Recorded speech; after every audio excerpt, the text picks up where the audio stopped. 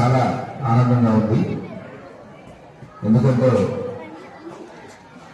ఇంతమంది పిల్లలు ఉన్నటువంటి ఈ స్కూల్కి ఇవాళ నేను రావటం, మరి వచ్చిన తర్వాత చాలా విషయాలు ఇక్కడ నేను గమనించాను. ప్రిన్సిపాల్ గారు అట్లాగే ఎంఓ గారు కూడా అన్ని విషయాలు తెలియజేశారు. అంటే గతంలో మేము చదువుకునే రోజుల్లో ఇన్ని సదుపాయాలు కానీ ఈ విధమైనటువంటి వసతులు వనరులు లేనటువంటి పరిస్థితి. ఎక్కడో పల్లెటూరులో మారుమూల గ్రామాల నుంచి కనీసం ఒక 3-4 కిలోమీటర్లు ప్రయాణం చేసి నడుచుకుంటూ వెళ్ళి, కాళ్ళకు చెప్పులు లేకుండా నడుచుకుంటూ వెళ్ళి ఎండలో వానలో మరి స్కూల్కి వెళ్ళి చదువుకునేటువంటి రోజులు అవి ఇప్పుడు ఒకసారి గుర్తుకు తెచ్చుకుంటే మరి అప్పుడు ఎలా మనం ఇంకా చేయగలిగాము అనేటువంటి ఆలోచన కలుగుతూ ఉంటుంది.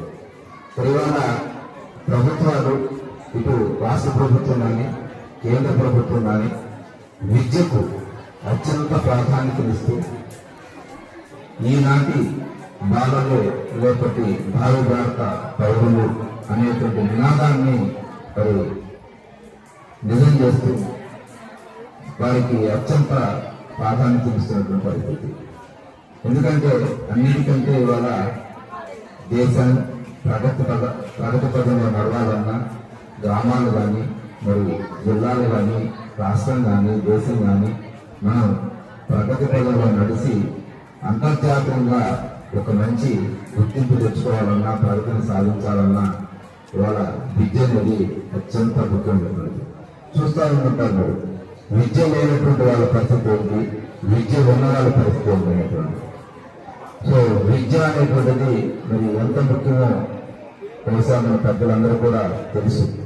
అందుకే తల్లిదండ్రులు కూడా వాళ్ళ పిల్లలకి చాలా ప్రాధాన్యతనిస్తూ అన్నిటికంటే గతంలో తల్లిదండ్రులు పట్టించుకునే వాళ్ళు కాదు. ఏదో వాళ్ళు తోసి చదువుకునే వాళ్ళు, స్కూల్కి వెళ్ళేవాళ్ళు, లేకపోతే తిరిగేవాళ్ళు, సాయంత్రానికి వచ్చేవాళ్ళు. వచ్చిన తర్వాత వాడు ఏం చదువుకున్నాడు, ఏం చదివాడు, ఏం చేస్తున్నాడు అని కూడా పట్టించుకునేటువంటి శ్రద్ధ కానీ అంత ఆసక్తి కానీ తల్లిదండ్రులకు ఉండేది కాదు. మరి అలాంటి పరిస్థితుల్లో కూడా మరి చదువుకొని మరి ఉన్నతంగా ఉన్నటువంటి ఉన్నతమైన భవిష్యత్తుని ఉన్నతమైనటువంటి పదవులను అలంకరించినటువంటి వాళ్ళు ఎంతో మంది ఉన్నారు. మరి అలా కాకుండా చదువుని